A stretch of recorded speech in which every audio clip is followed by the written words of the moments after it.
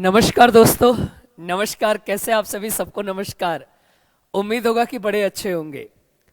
आज हमारा एक टॉपिक है गौतम बुद्ध यानी बौद्ध धर्म से। गौतम बुद्ध, या तो आप कह सकते हैं बौद्ध धर्म। बौद्ध धर्म, ध्यान से सुनना, बौद्ध धर्म। अब सबसे बड़ी बात जो होती है, एक शब्द निकल के आता है कि मठ क्या होता है, विहार क्या होता है।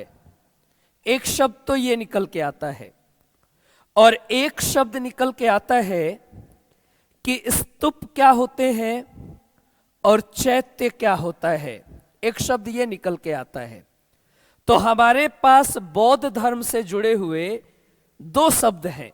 ध्यान से सुनना, इसके बारे में बहुत कम ही लोगों को पता है, लेकिन आज मैं क्लियरिटी इस पर यह कर दूंगा कि इन दोनों के अर्थ क्या हैं और ये कौन कौन से जगहों पर मठ हैं और उनके नाम क्या हैं।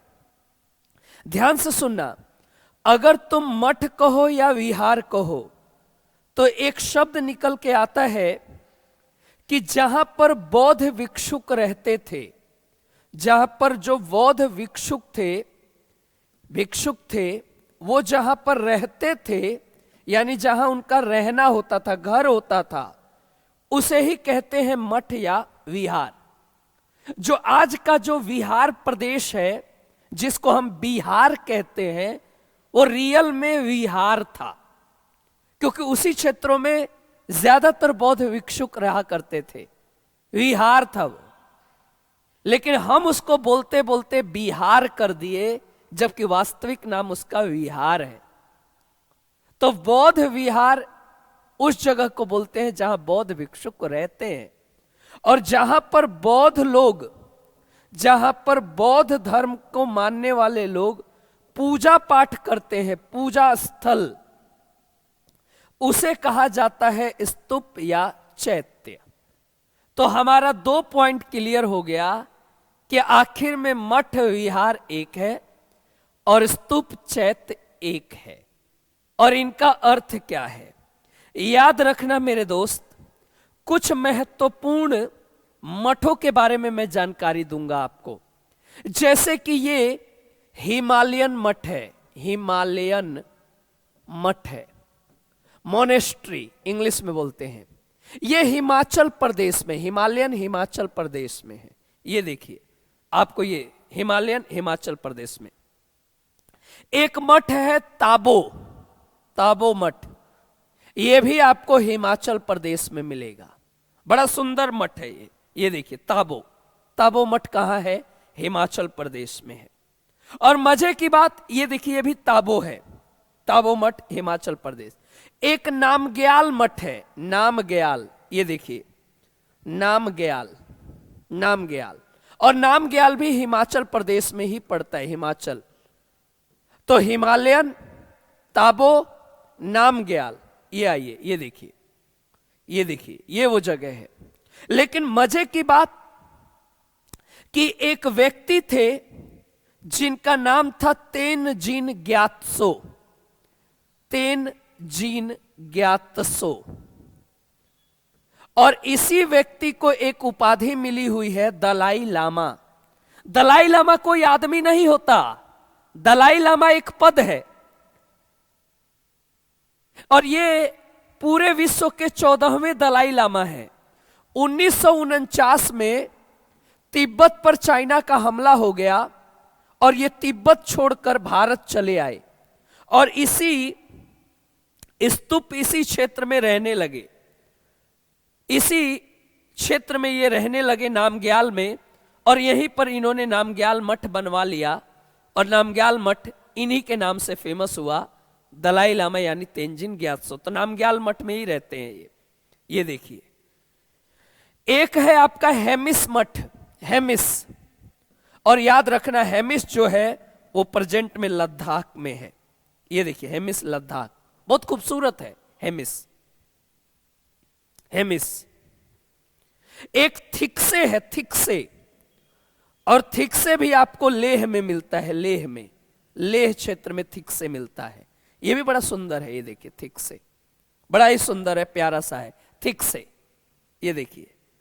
हाँ, एक पड़ता है सासुर, सासुर मठ, और सासुर मठ भी हिमाचल प्रदेश का हिस्सा है। हिमाचल प्रदेश में याद है हिमालयन, तांबो, नामग्याल, सासुर, ये सब हिमाचल प्रदेश का हिस्सा है। ये देखिए, ये देखिए। एक याद रखना, एक है मिनड्रोलिंग, मिनड्रोलिंग, मिनड्रोलिंग।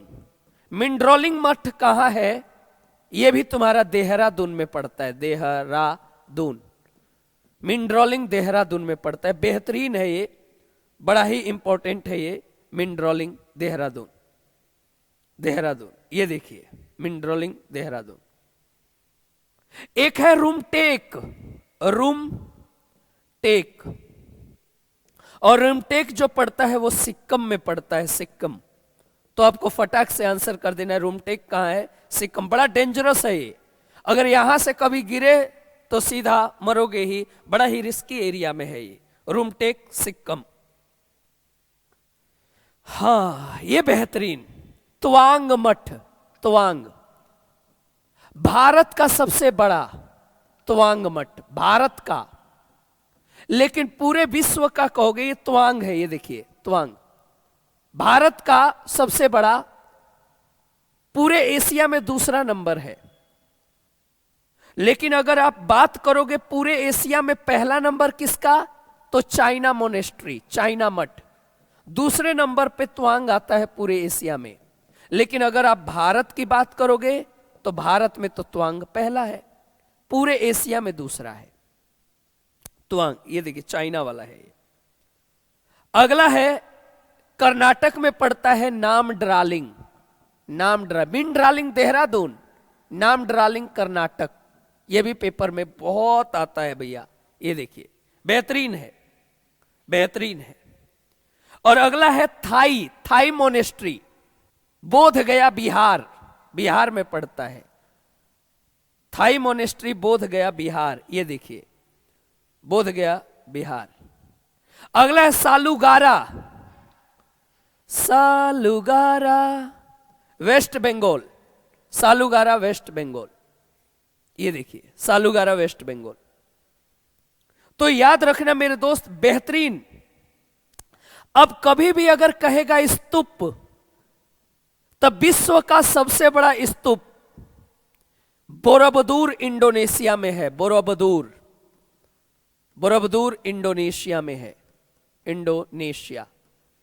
तो याद रखना ये स्तूप है। और मैंने आपको बताया था ना कि स्तूप कहेगा तो पूजा पाठ का स्थली, जिसको गौतम बुद्ध के मृत्यु से भी प्रमाणित किया गया है। लेकिन अगर मठ या विहार कहेगा तो जहां वो लोग रहते थे उसकी बात की गई है। यह सबसे बड़ा स्तूप है बोरोबुदुर इंडोनेशिया में, इंडोनेशिया में है बोरोबुदुर। ये देखिए इंडोनेशिया में है। और कभी भी अगर कहेगा कि बौद्ध धर्म से जुड़ा हुआ सबसे बड़ा प्रतिमा, तो ये बताइएगा थाईलैंड में विश्व का सबसे बड़ा बैठा हुआ प्रतिमा है, वो भी बुद्धा का है। विश्व का सबसे बड़ा मतलब सीटिंग स्टैचू विश्व का सबसे बड़ा बुद्धा। लेकिन अगर ओवरऑल कहेगा कि सबसे बड़ा स्टैचू तो सरदार जी का है गुजरात में, वो तो ओवरऑल सबसे बड़ा है। लेकिन अगर कहेगा बैठा हुआ सबसे बड़ा तो Thai statue, Thailand, Gautam Buddha से जुड़ा हुआ है, गौतम बुद्ध से जुड़ा हुआ है, गौतम बुद्ध से जुड़ा हुआ है। ये बड़ी बेहतरीन है। याद रखना एक धामेख मठ है, धामेख मठ, और ये पड़ता है आपका वाराणसी के पास, वाराणसी, सारनाथ। ये वही जगह है जहां गौतम बुद्ध सबसे पहले धर्म चक्र परिवर्तन किए थे, यानी सबसे पहले उपदेश दिया था यहां पर। यह धामेख मठ बनारसी यानी सारनाथ में है। तो मेरे दोस्त, मेरे भाई, मेरे हमदम, मेरे साथी, मेरे संगति, आपको पता चल गया होगा कि मठ क्या है। मठ ही विहार है और स्तूप ही चैत्य है। तो ऐसे और भी जानकारी के साथ मिलते रहेंगे। अगली क्लास जो होगी वो आपको मैं 16 महाजनपद याद करा दूंगा, कौन कौन से 16 महाजनपद थे प्राचीन भारत में और कहां कहां थे। तो ऐसी जानकारी के लिए मिलता रहूंगा। नमस्कार दोस्तों।